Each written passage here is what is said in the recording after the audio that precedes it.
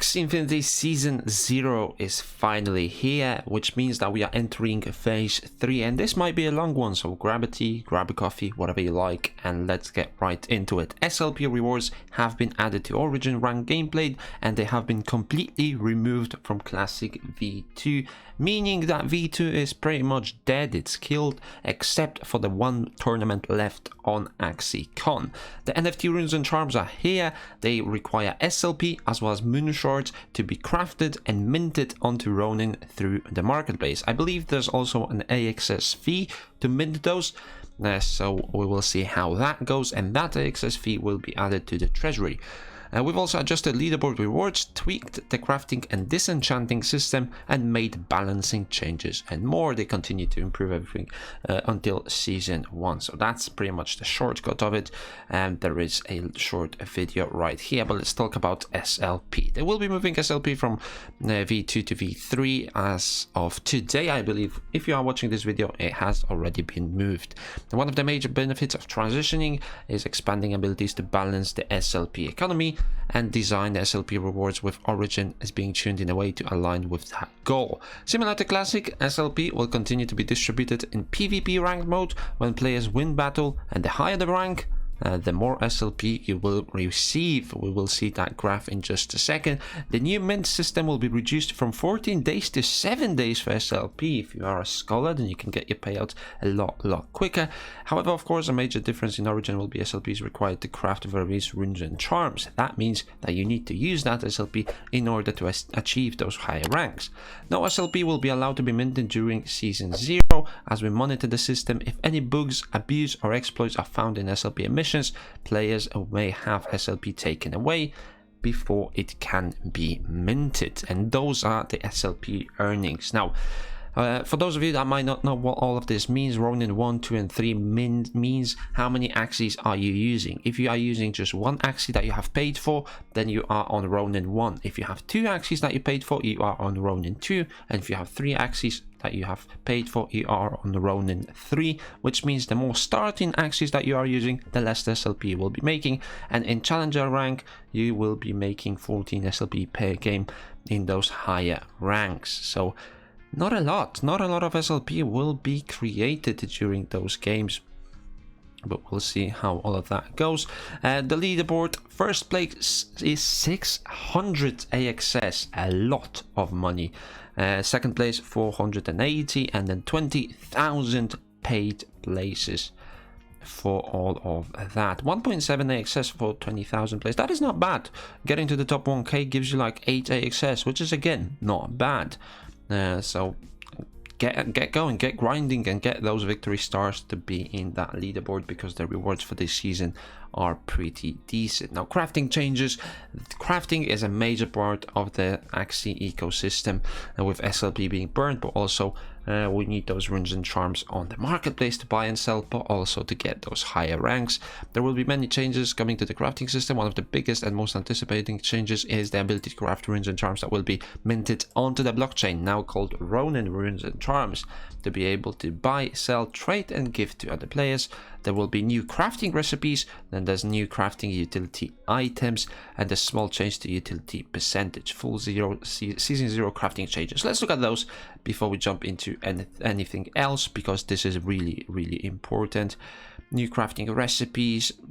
There is 4 tiers now: beginner, basic, intermediate and advanced. That's exactly what I have suggested previously. I think the advanced is really necessary. Crafting 1, moon shard, 100 moon shards, 100% chance of common. Basic, 300 moon shards, 80% chance of common. Then we have basic B, basic A, intermediate, and advanced is crafting level 10, cost 1000 moon shards, rate 60% chance for a common, 30% chance of a rare, 4.5% of an epic. And then we have some other abilities as well. Removal of utility items when crafting. So small changes to utility items here as well.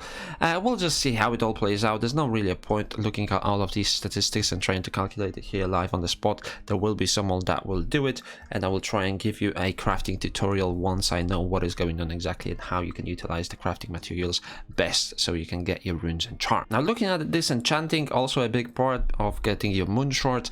This is an important mechanic to allow players to have a sustained utility after they expire. We want players who put a lot of time, resources and effort to gain value from these while ensuring that a balance is still maintained. So this is what we have right here. Rune disenchanted with functional. For a mystic you will get 10,000 moon shards, and for a charm you will get 3.3k.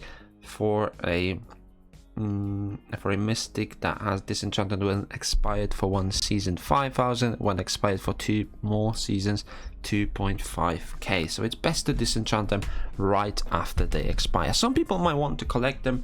You might want to just keep them as a whatever symbol in your inventory. I have played in a particular season, but disenchanting them gives you a head start on the new season. Those are subject to change, and SLP is only returned when disenchanting Ronin runes and charms. Now moving on to NFT runes and charms. Beginner Season 0, they are excited to announce that they have finally done that, and it requires SLP to craft. It can be minted onto the blockchain and it can be bought and sold, and there is a tutorial on how to do it. I'll probably make one as well, just so you guys know what is going on. Each Ronin rune and charm will cost a small fee to be minted onto the blockchain. This is paid in AXS, and it is pegged at $3 of AXS per rune and charm. This fee is paid each time a rune and charm is minted into the blockchain, and that is it. $3 to mint it. Not bad. Due to precautions around the economy and to verify this at scale, they have set a minimum time. They have set a mint time for 7 days so that they can check if anything goes wrong before that time and before a rune is minted onto the blockchain. There is also some changes when it comes to the moon shards that you will receive for playing ranked games. It has been increased. Moon shards ranked wins are increased from arena. The reward level is increased from crafting. What? The rewards from increasing crafting level. Oh, okay, I see. Now, utility crafting items given out sporadically in the first time rank up rewards, and decrease moon shards from first time rank up rewards, especially in earlier ranks. So it is kind of incentivizing grinders rather than people that get into those higher ranks quickly. And there's also decreased moon shards from adventure, star milestone and foraging box. Removed on moon shards reward from account level up. So just get in the arena and start playing pretty much. Matchmaking and victory star system. For Season 0, they have implemented changes regarding matchmaking. Matching logic changes 10 times all victory stars for easier transitions to ELO. Previous season victory star bonus, challenger ELO system, and victory star decay. They needed that ELO system for challenger because the victory stars was simply not doing it. They have done some stickers as well, but what we want to get into is the balancing changes. Now this might be quite a long thing. Actually, not that bad. We should get it over in a couple of minutes. First and most importantly, updated energy and card drawing scale. Now, player who goes first is P1, player who goes second is P2. Turn 1, player 1, 1 energy, 3 cards. Player 2, 2 energy, 4 cards. Then 2 energy, 2 energy, 3, 3, 3, 3. Not sure what the change is right here. I believe it's in the cards. This one, I'm not a big fan of this. I think it should be 4 cards here. I think it should be 4. It looks like player 2 has an advantage here. Because if you draw a 0 cost in here, let's say you get 2 damage cards and an emo, then you kind of waste an emo, especially if it's on your front lane. I don't like player 1 perspective. It might be a little bit different in game, but I don't really like it. AoE will now be considered as multi-hit attack. Thank you. That's exactly what it should have been right at the start. I'm not sure why it took them so long to do it, but AoE cards will now require equipped charms for multi-hit attacks instead of non-multi-hit. Effects that specifically apply to single attack and AoE, Rage, Bubble Feather will still apply for both attack types. And there is update to damage reduction. Damage reduction coming from all sources will now stack together correctly. The cap for damage reduction stack will be 35%, and Blood Moon is now unaffected by damage reduction. So Teams that are using Wall Gecko, trying to get into the Blood Moon and heal up, no longer as efficient. The card changes, we have quite a lot of them. First and foremost, we do have a Biden getting a buff on a retain. I think it's a really good change. Maybe giving it a little bit of shield could help as well. Garish Worm getting 2 poison. Thorny Caterpillar getting 5 damage. Tassel 10 HP. Sandal 5 damage. Koi 5 damage. Sea Slug 10 damage. Those 2 cost cards were really weak when it comes to the energy efficiency that they had. So those little damage buffs can really help. Innocent Lamb 1 energy, it goes back to 0 energy, and it's no longer an innate, but you do just select a card and put it at the top of your deck. Another copy of it rather. Zen fixed the bug where Zen would last for 4 turns instead of 2. Shiba, now you gain 4 rage rather than 3. Cuckoo, the next target, the next single attack this turn deals 65 bonus damage and not 50. So again, Cuckoo getting a big buff actually. Bamboo shoots 60 damage. When played, all bamboo cards gain 6 damage this battle, cap at 90 bonus. Okay. Now this is interesting. This is really interesting. Because running like a triple Trump team or a triple bamboo team with something that you can cycle through quite quick could be useful. It could be useful. We'll see how that goes. Carrot, gain 1 energy if this attack causes HP loss to the target and it banishes. Honestly, looks like a buff. I know it might not look like a buff at first, but I think it is a buff because you get rid of that card and you can cycle through those quicker. Could be interesting to see, especially with these cards right here. Mary and Red Ear getting an interesting mechanic. It still is the same card, you get 80 shield, but if you go initial, you can shield the whole team for 50% of the base stat, countering AoE comps in some capacity. If AoE comps will still be a thing, they might not be after those changes that we have seen. Sponge, apply 3 damage boost to other allies if its shield is broken. Again, quite a decent buff, and giving you effectively 6 damage boost rather than the 5 that it used to, just the 1. Axie, Popeye getting if target allies attack gains 2 damage boost, now other allies gain 1 damage boost.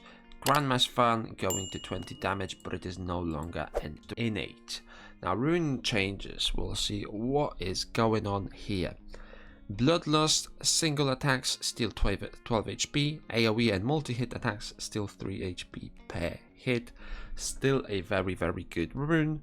Energy Guru, attack cards also deal 8 damage per energy cost, down to 6 damage. Hearty Warrior goes, just a description change. Miracle Leaf, consume 1 leaf and deal 15 bonus damage. AoE, consume 1 leaf and deal 6 bonus damage. So a bit of a buff, I think. Sturdy Fighter, 25% of current shield and deal damage equal to 2 times that amount. That's a nerf, I believe. Dominant Predator, from 20% more damage to 10% less damage from bleeding enemies. Now single attacks apply bleed for 2 turns. If target doesn't have bleed and this Axie's HP is above 75%, deal 20% more damage. Okay, a bit of a buff again. If you have above 75%, you simply add bleed onto your opponent. Heaven Echo, I'm not even sure what that rune is. It looks like a dawn rune. Your allies gain 15 shield whenever this Axie uses a skill. A big shield. That is quite a big shield. Cursed Ritual. This Axie attack deals bonus damage per curse card in your deck. Deal 5 bonus damage per card. AoE and multi-attacks deal 2 bonus damage per card. Poison Touch is now a solo. And Wicked Ward, you gain 15 shield whenever you play a curse card. Now also count Gravelant and Snail Shell as a curse card, so a bit of a buff to that as well. And that's gonna do it. Now this is a pretty huge patch. Season 0, Phase 3, SLP, Ronin changes. You can mint your runes and charms onto the marketplace. Big balance changes, AXS leaderboard, all of that good stuff. We'll see how this season proceeds rather. And let me know in the comment section down below, what do you think about all of these changes and how Season 0 is looking like. Bit of a short season, only 30 days, but it should be a fun one, and I hope you all get into that top leaderboard to get those sweet access rewards. And with that being said, I'll see you in the next one.